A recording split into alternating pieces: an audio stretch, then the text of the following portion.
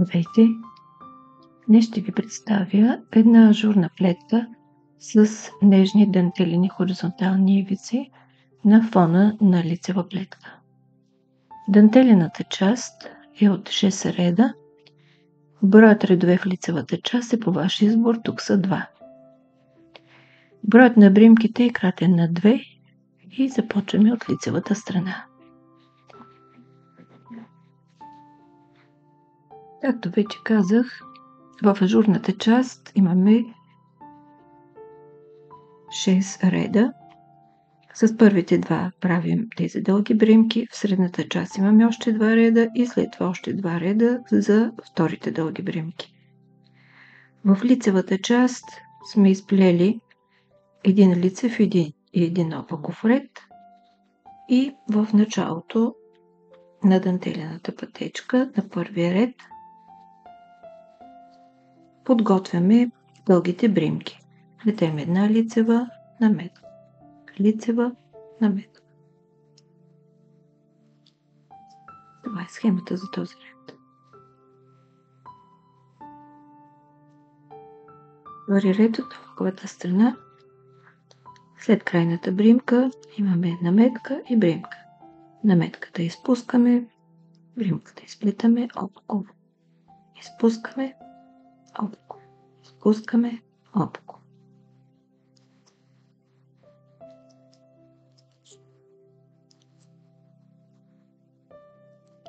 Това е схемата за този ред. След първите 2 реда имаме един ред дълги бримки. На третия ред образуваме централната част. Тук плетем последния начин. Една наметка, 2 лицево заедно за предната стена. Наметка, свивка вдясно се нарича това. Наметка, 2 заедно. Наметка, 2 заедно. Наметка, 2 заедно. Всичко в тази плетка е много просто. Наметка, 2 заедно до края на реда. Четвърти ред от опаковата страна. Тук всички бримки изплитаме опаково и към всяка добавяме наметка, за да образуваме в следващия ред дълги бримки. Опакова наметка, опакова наметка, опакова наметка. Плетем така до края на реда. Така изглежда нашата дантелена пътечка след четвъртия ред. На петия ред образуваме дългите бримки, като бримката изплитаме лицево, наметката спускаме. Лицева, свалена. Лицева, по-скоро изпусната. Изпускаме бримка, лицева, изпускаме, лицева. След петия ред нашата пътечка изглежда по този начин. Последния 6 ред са само опакови бримки.